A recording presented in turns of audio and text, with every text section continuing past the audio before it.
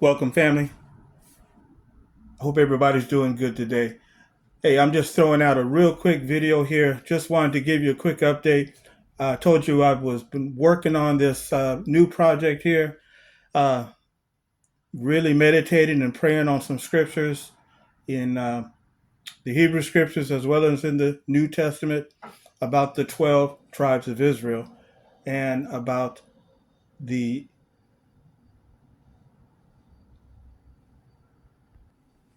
the prophecies concerning the last days. Where are the 12 tribes of Israel in relation to the prophecies of the last days of the Messiah? And also tying it in with many African Americans who live in the Americas and in America, and how that connects together with 1619. And I have a lot of information that's out in my new book that just came out this year, 2025. But I'm trying to pin it down even more. I'm finding more and more additional information that just keeps popping up. But I want to just give you a quick rundown on what I am finding so far. Some of this I put out in a couple of earlier videos that I put out about a year ago, and then maybe about 6 months ago about the Igbo. I don't know if you remember that. I had a video out about the Igbo people about a year ago, and then about 1619. I think that was maybe about in July because that was the anniversary of 1619. I think it was July or August. But anyway, I'm just digging more into that, and I just want to give you a quick update on what I'm finding out here. Let me share with you.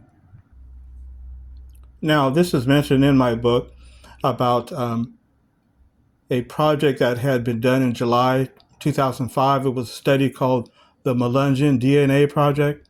It was launched by a team of 4 researchers, and it was for the purpose of studying and identifying the ancestry of a group of people with dark complexion in the South, and they were called the Melungeon. I don't know if any of you have heard of that term before, but this dark-skinned group of people were known as the Melungeons, and they connect with 1619, and they were documented in Virginia, Tennessee, several other, Louisiana, North Carolina, several other different states in the South, Missouri as well.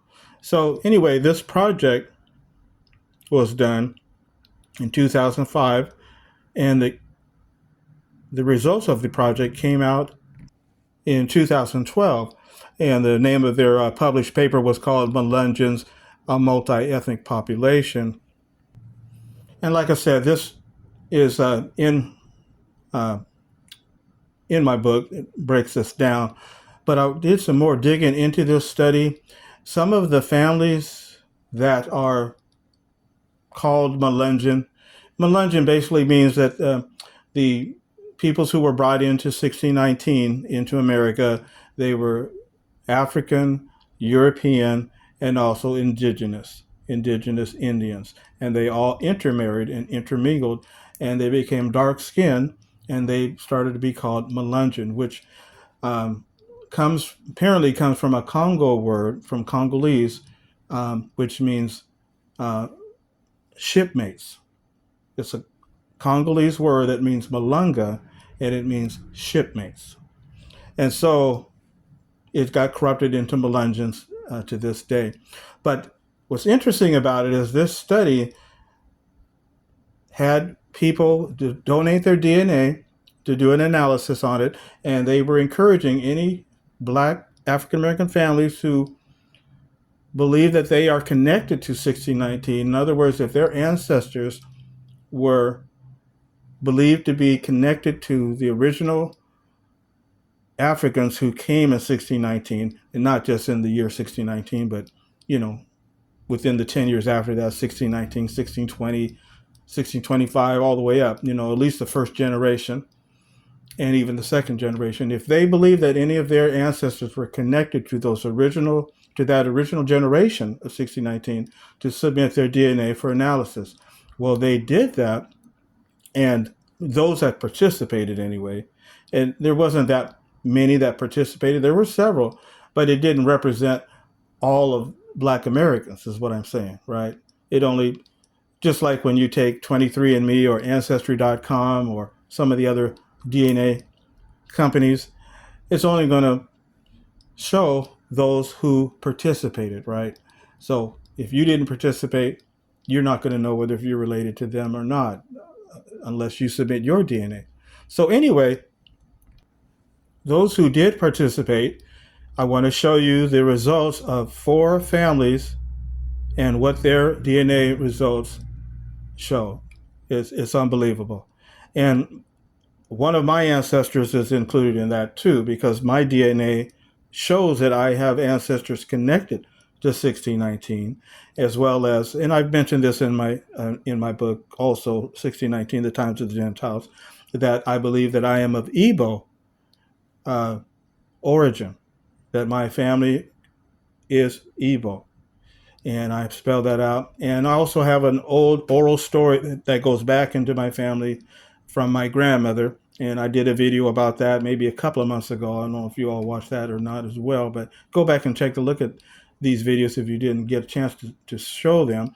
But I did do a video about, I think the title of it was, We Still Need to Talk About Slavery, or We Still Need to Remember Our Slave Ancestors.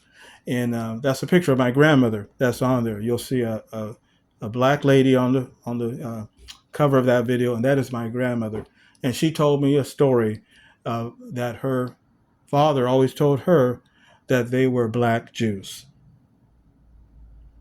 That's what he told my grandmother, is that the family were black Jews.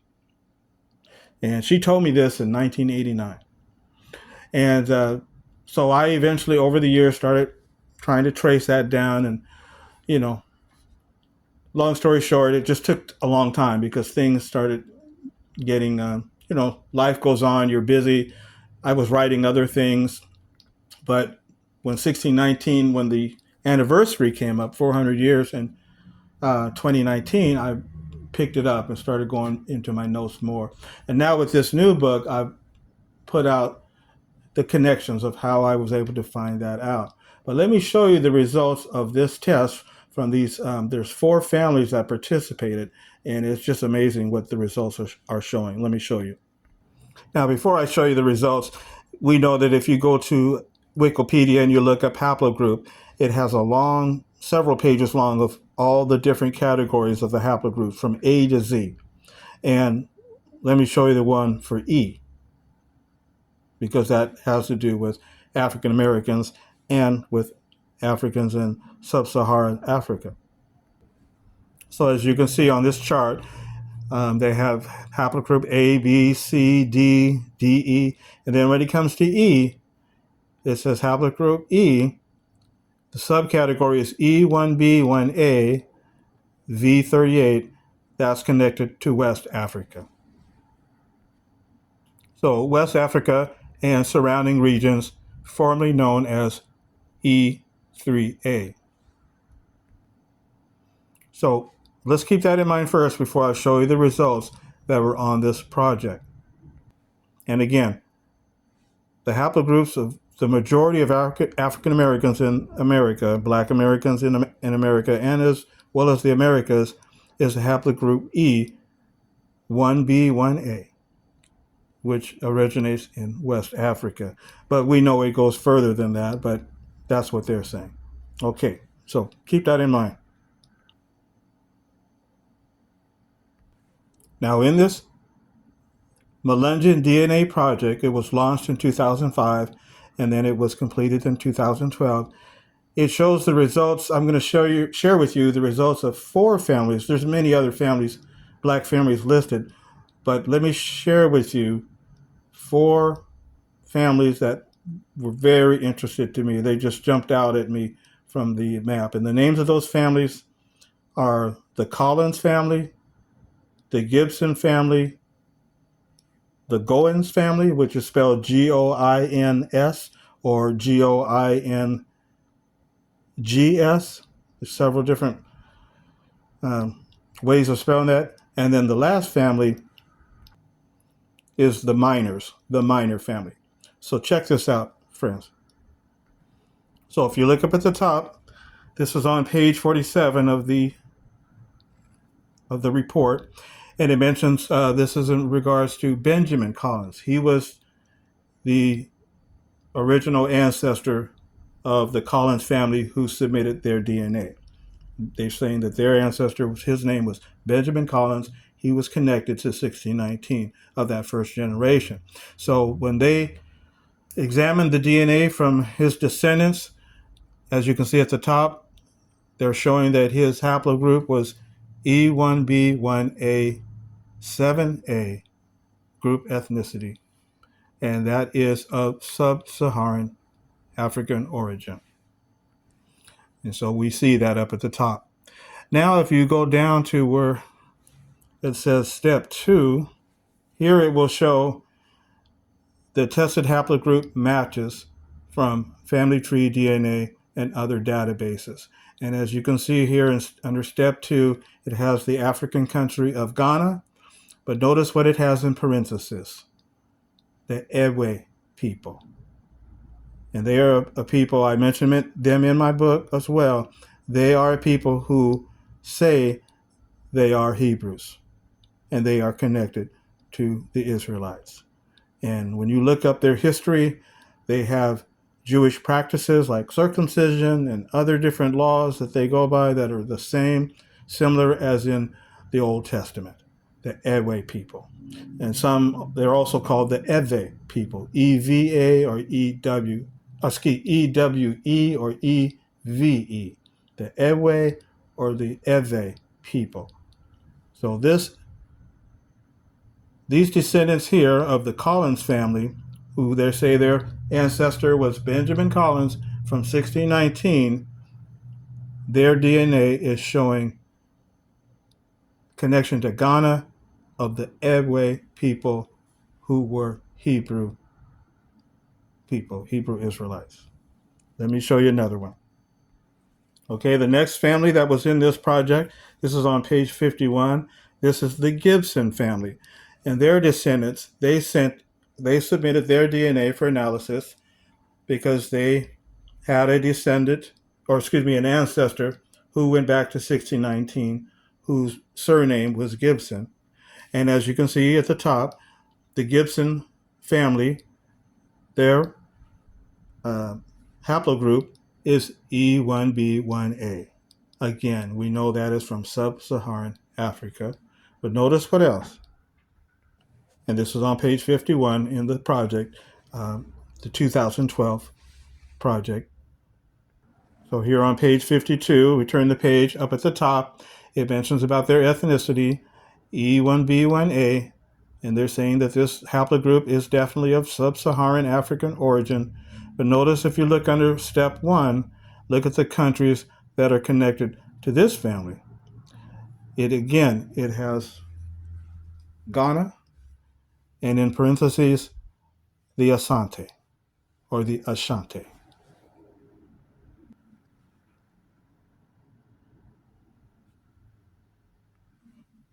Okay, so we see that, right? Okay. And then if we go up to the top again, it mentions about when they locate the documents of these families in the documentation, they're also referred to as people of color. They were the free people of color in the historic documents. But these were called Melungeon. They took that nickname on. That was an African word from the Congolese, which meant shipmates. In other words, they came on the same ship. And somehow it got corrupted into the term Melungeon, which again is a combination of African, European, and indigenous Indian intermixture, because apparently they intermarried back during the 1600s to survive. Because we know that many of the Europeans were brought over as indentured servants, and they were treated just as bad as the native indigenous and the Africans were. And when I say Africans, I'm also referring to Hebrew Africans, because they all just put them all in one group as Africans. They're not looking at the origins of where they came from, each individual one. But we can see through the DNA where they're coming from. We had one Edway of the Collins family, now here of the Gibson family, Ashanti. Let me show you another one. Okay, now here on page 57 in the report is the Thomas Goins group, the Thomas Goins family line.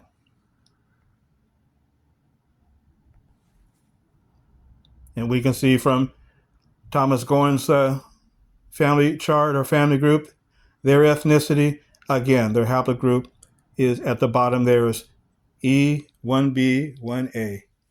And they're saying probably E1B, 1A7. Okay, now let's go to see what country their family is connected to and what people.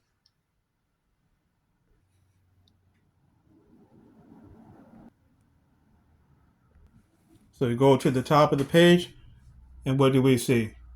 Of the Thomas Goins group, there's a connection to Nigeria, and in parentheses, the Igbo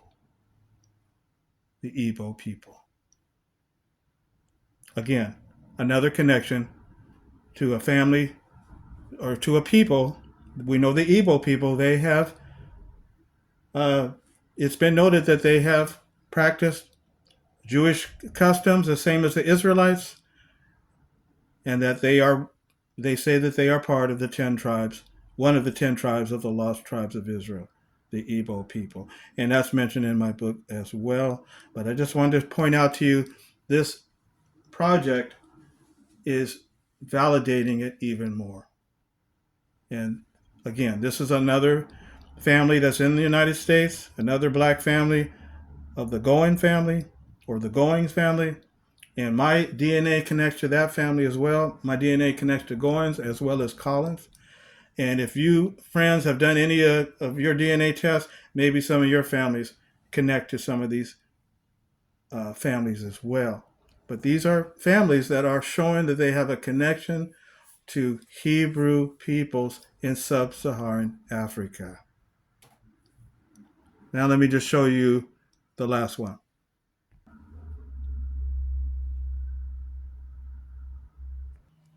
Now finally here on page 60, we have the Minor family, and show you their results.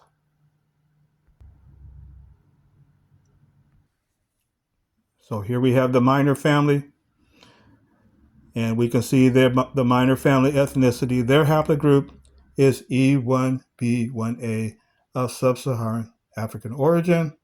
And now let's look at the country that they are connected to. Okay, so we notice here that they're connected to the country of Benin, and then in parentheses it has the Guin.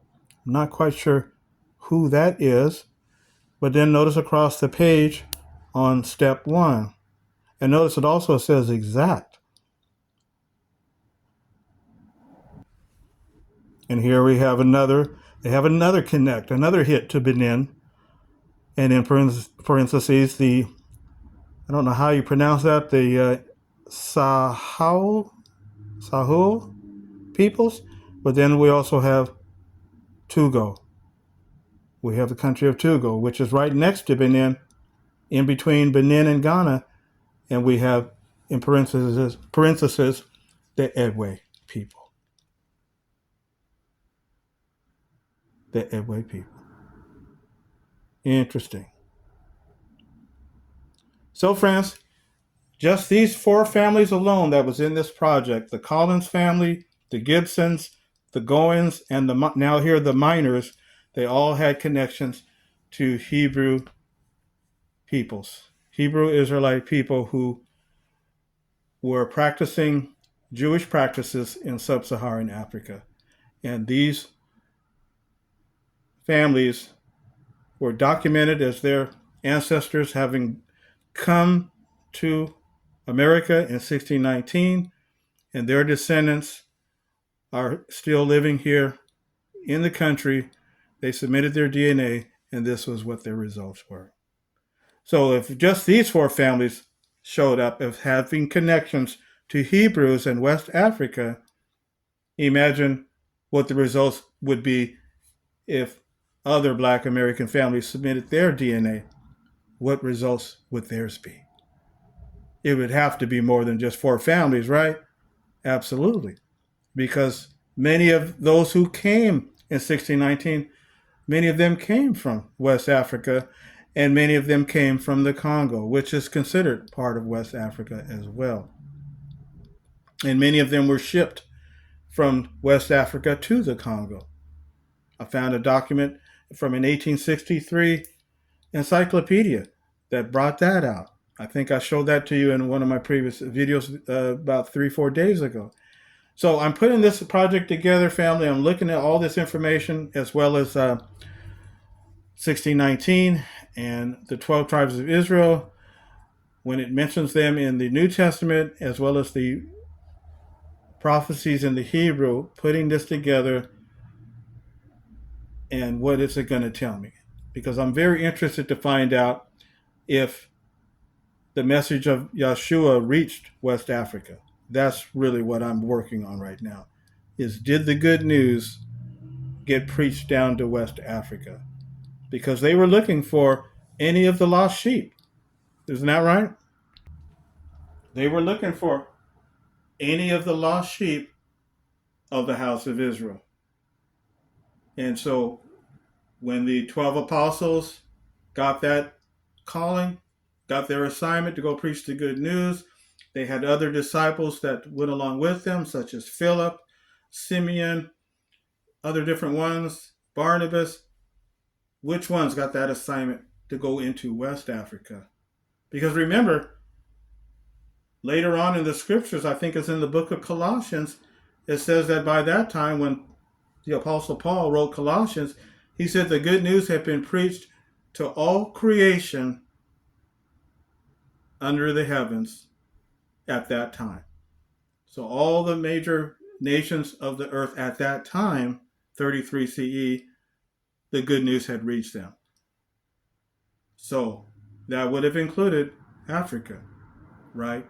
Because it's right there. The Ethiopian eunuch, he was baptized in Jerusalem by Philip, and then he went back to the Queen of Candace. So who got that assignment to preach the good news in West Africa? And maybe can we even find out who it was that got that assignment, or ones that got it? So anyway, I'm working on that project, family. I'm coming up with some very interesting information, but I just wanted to give you a little update of what I found thus far. And so I'm going to have this video out hopefully by mid-December, and give you what I can find.